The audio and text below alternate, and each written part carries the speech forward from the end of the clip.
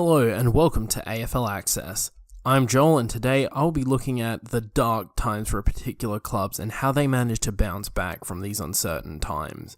What I mean by this, whether it be financially, on the field, off the field, the combination of this leading to poor on-field performances and dire situations business-wise. First up will be the Crows' crosstown rivals, Port Adelaide.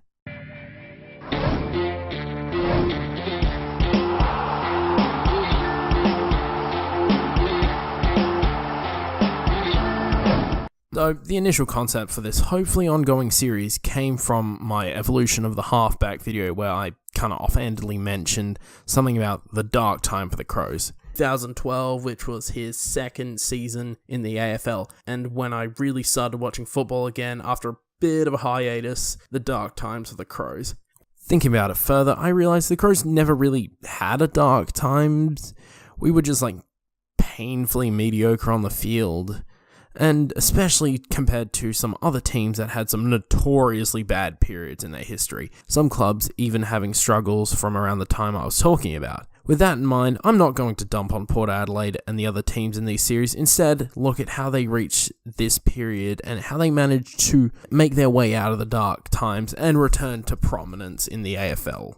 After a strong 2007 season, finishing second by the end of the home and away season, the Power reached the grand final, going up against the Geelong Cats in what some people might have thought would be an enthralling contest. Yeah, it didn't shape up that way, unfortunately. It was definitely a really big blow to a promising season, but to be fair, that Geelong team was absolutely loaded and probably one of their best teams in the modern era, which is saying a lot. Going into the off-season, Port lost two experienced campaigners with Josh Mahoney and, more importantly, Darryl Wakelin retiring. But for the most part, they still had the team in place that got them to the grand final the previous year. Inexplicably, they started 0-4, and really it just didn't get much better for them as they finished the year 7-15 and missing out on the finals. This could be put down to some of their more experienced players missing game time throughout the season and some younger blokes you've probably never heard of, like Robbie Gray and Travis Boak, stepping into the spotlight.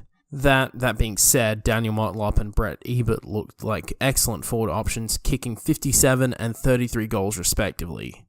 The Corns brothers also played pretty well that season, as they had the year before, but alas, it really just didn't stop the slump. 2009 was pretty much more of the same, with a 9-13 campaign, dropping their last 4 games of the season. Although, on the plus side, Warren Tredrea returned to form, kicking 51 goals, which was a promising sign heading into the 2010 season, alongside third-year players like Justin Westhoff and Robbie Gray, who during the 2009 season played the most games up until that point in their career, with 20 games. Port looked to be on the rise again. However, 2 huge losses, with both Peter Burgoyne and Brendan Lade retiring, alongside Toby Thurston's, put a lot of pressure on the younger blokes to perform. Also, they traded Sean Burgoyne to the Hawks in a deal involving both Geelong and the Bombers to realise. Yeah, that's not a smart move. The 2010 season started out promising with a 2-0 start to the season, with a win over the West Coast Eagles in Subiaco, which is no easy feat. Looked like they were about to get back on track. Unfortunately, it did not last. By round 16, Port were 5-10, and head coach and leader of the team, Mark Williams, decided to resign after a 21-point loss to the Pies at Footy Park. It was quite a sad way to end the tenure of a coach that got Port to the mountaintop and made them an absolute force in the early 2000s, but unfortunately he felt his time was up. Taking the place of Williams was the former Port Premiership captain Matthew Primus as head coach for the remainder of the season, and even though they lost the first match under Primus, they went on to win 5 out of the last 6, with a much more respectable 10-12 finish to the year. Suffice to say, the change in regime did bring a bit of an upswing in the Power's favour, so management decided to keep Primus on for the 2011 season and the next couple afterwards. Strong end to the 2010 season and a promising group of youngsters, 2011 looked to be the year that Port would surge back to the finals. That being said, it wouldn't be easy with club legends Warren Treadray and Josh Carr retiring at the end of the season, leaving the team with little veteran experience which the youngest can look towards. So with that in mind, to say that the 2011 season was a complete disaster for the Power would be an understatement, as they went a horrific 3-19, only missing out on the spoon by the barest margin of percentage. So what contributed to this massive fall from the grace? Well, it could be a variety of different reasons, whether it be the coaching, injuries to key players, the baptism of fire for many of the young first, second and third years players, or, and I'm going to throw my hat in the ring and say, their really tough draw. Like seriously, playing Collingwood, who went 21-1, and Hawthorn twice. These teams were absolute juggernauts, and putting them up against a young, developing Port side would really struggle against them. Even with a lot of the stars that play for Port today getting pretty regular game time, it really doesn't help when most of the usual support is underperforming and missing a lot of games. Even the captain, Dominic Cassisi, missed 9 games throughout the season, which could probably have helped guide some of the younger blokes through the tougher parts of the season. Some of the major lowlights of the 2011 season was being the first team to lose to the Gold Coast Suns after Justin Westhoff missed a shot after the siren that would have won them the game, and back-to-back losses with a total margin of 356 points against Collingwood and Hawthorn. Again, who thought that was a good idea to have Port play these two teams, especially with them deep in the rebuild? Anywho, the off-season for the Power didn't get much better, as whatever top pick they were going to get was going to be undermined by GWS entering the competition next year and getting a majority of the first-round picks. Players like Chad Corns, Dean Brogan, and Michael Pettigrew all decided to retire at the end of the season, so more experience for the Power was lost. Although it would allow a lot more opportunities for the newly arriving players to take their mantle. Yes, I know Brogan and Corns went to the Giants after they retired, so don't at me.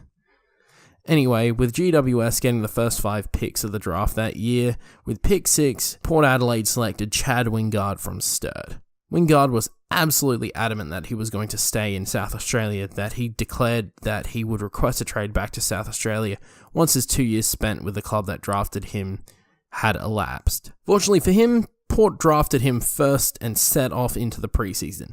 Now, behind the scenes, Port had racked up about $5.1 million in debt, and a majority of it needed to be underwritten by the AFL, and that caused issues when they would not be able to pay off the AFL.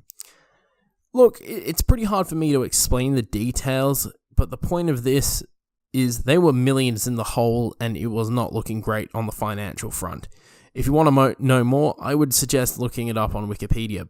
But yeah, really bad performance on the field and issues for the club off the field made the Power's future look pretty bleak at this moment. 2012 wasn't much better for the club, as they went 5-16-1, with Matthew Primer stepping down as coach after a loss to the GWS Giants. Funnily enough, with this record, they still outperformed some teams like GWS, Melbourne, and I think St Kilda at the time. But yeah, point is, even then, they didn't really get a high draft pick from it.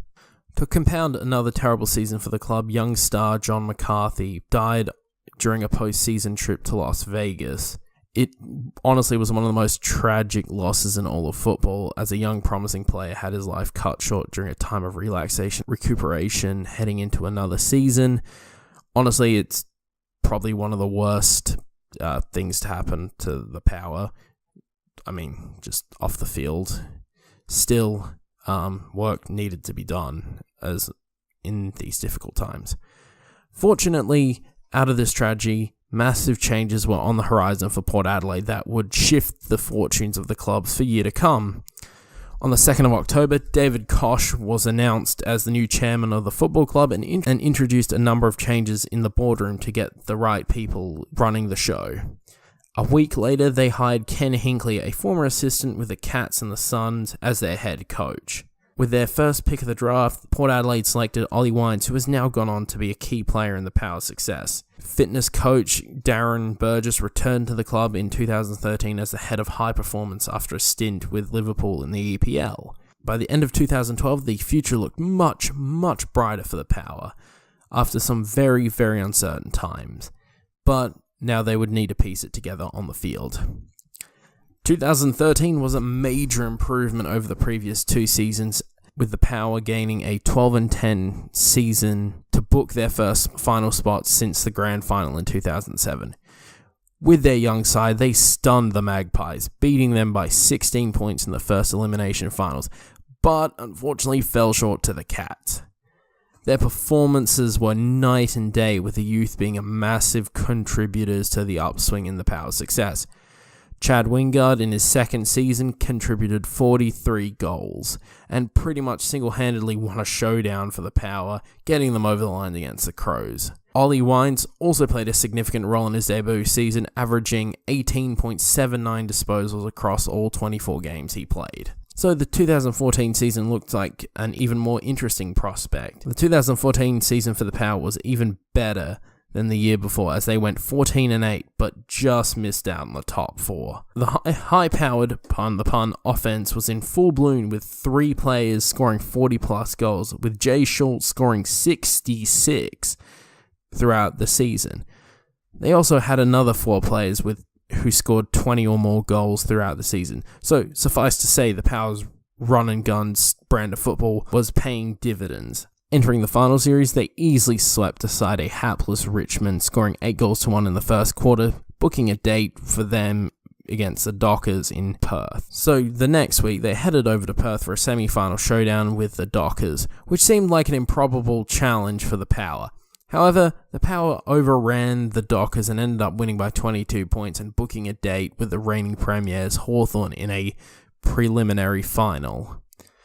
Unfortunately, this is where the run ended, falling cripplingly short by only 3 points, similar to the fate that their crosstown rivals had experienced 2 years early. 5 points, never forget.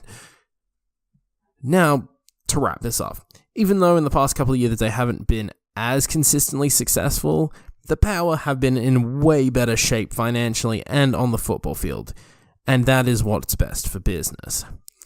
Some detractors, myself included, have said that Ken Hinckley may be on the hot seat after some failures in recent years, but there is no denying that his influence on the club alongside David Koch has stabilised them and set them up for success in the future.